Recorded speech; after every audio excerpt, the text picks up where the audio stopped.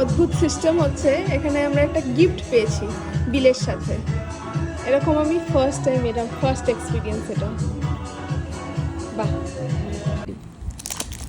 আচ্ছা, কোনো রেস্টুরেন্টে গিয়ে যে গিফট পাওয়া যেতে পারে, এটা বোধহয় আজকে আমরা এই রেস্টুরেন্টে না গেলে জানতে পারতাম না।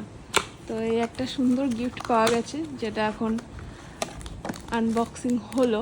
এবারে কেমন স্মেলটা বলো একটুখানি। ভালো, রিফ্রেশিং স্যান্ডউইচ। তাই? বাহ, ভাবা যায়। দাও দেখি, আমাকে একটু দাও। আমরা কোথায় যাচ্ছি তাহলে? বিজলি দিয়ে যাচ্ছি না মুখাতে যাচ্ছি বলো? কোথায় যাবো? মুফাসা হচ্ছে গিয়ে সেকেন্ড ফ্লোরে। এই যে আমরা যেতে যেতে ভাবছিলাম কোথায় যাওয়া যায়, রাস্তায় যেতে যেতে এটা দেখতে পেয়েছি, বিজলি গ্রিল আর মুফাসা। তো এখন আমরা মুফাসা যাচ্ছি, দেখি খাবার কেমন। চলুন। তো মুফাসাতে ঢুকেই যেটা আমরা বুঝলাম সেটা হচ্ছে গিয়ে এখানে হুকো পাওয়া যায় এবং ইয়াংস্টারদের ভিড় বেশি। অনেকে বোধহয় খুব রেগুলারলি আসে, আসলে বাকিদের সাথে কথাবার্তা বলে যেটা মনে হলো। তো জায়গাটা এমনিতে মোটামুটি বেশ ভালোই, সুন্দর সাজানো গোছানো।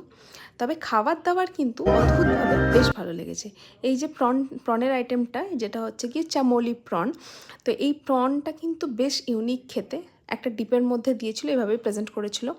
ডিপটা মেনলি ওই যেমন ধনেপাতা পুদিনা পাতা চাটনি হয়, কিন্তু খেতে বেশ সুন্দর, একদম অন্যরকম।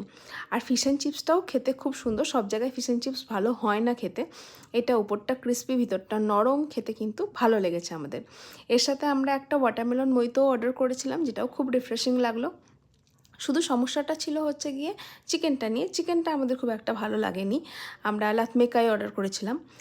তবে এদের খাবার দাবার বেশ ভালো, বাকিগুলো তো ভালোই ছিল খেতে। একটা ফিশেরও একটা মেন কোর্স অর্ডার করেছিলাম, যেটাও খুব ভালো লেগেছিলো খেতে। তার সাথে গিফটটা পেয়ে সত্যি মনটা ভালো হয়ে গেল।